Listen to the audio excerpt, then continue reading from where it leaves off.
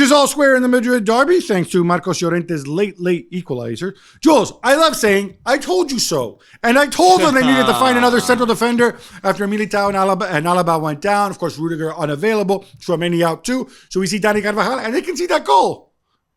Yeah. Yeah, I mean, I thought of you even. That's how much you are in my head watching that game and thinking, had Rudiger been there or proper centre-back, not like fading Nacho or Carvajal, Marcos Llorente would not have scored that goal because Rudiger would have eaten the ball. Yeah, that might come back to haunt them. I don't know. The fact that they have to play Carvajal, who is 1.76 m, a centre-back, in a game like, not just a game like this, but in games in general, it's not a good idea. That also means Lucas Vazquez at right back. He didn't have a bad game.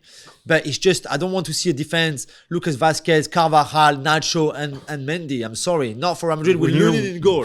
One of the best resource teams in the world, and you have to go into it in these conditions. It's just so unnecessary. But by the way, big shout out to Brahim Diaz. Amazing.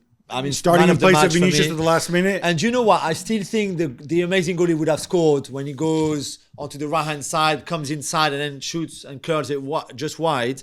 I think he rushes it a little bit. If he waits, he can actually score, and that would be. But amazing performance for them. And it's one of those where Atletico didn't play well, but in the end, then you knew that they would have something to hopefully come back into the game, and that's exactly what they did. And I think they deserve credit for their resilience, even if they didn't play well.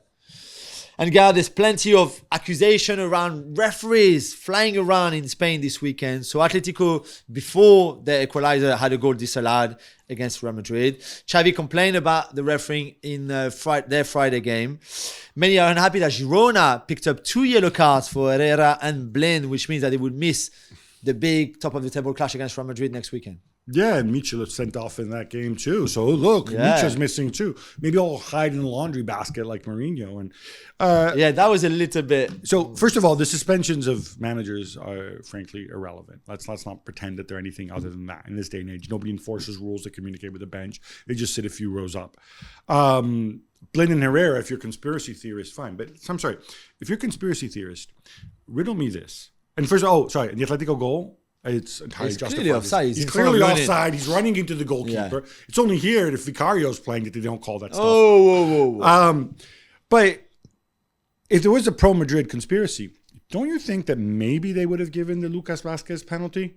The one where he goes and he wraps. So I don't think this one is a pen. I think the one on Bellingham is a pen. Yeah, okay. So the Bellingham one, most people say is a pen. But the other one, I'm saying, if there is a conspiracy, right? The guy leaves a leg dangling out. Lucas Vazquez wraps his own leg around it, goes down in the box. If there is a... Yeah, I mean, because those are in the seen them giving category. So, I'm sorry, as much as I love Xavi, when you come out and say, oh, we're paying for the Negreira case and whatever, you know what? Like, chill a little bit. Yeah, right? but the Vitor Roque is sending off. He's right. It's really, that's a really different harsh. one, and we'll get to that, but that didn't impact the result of the game. No, true.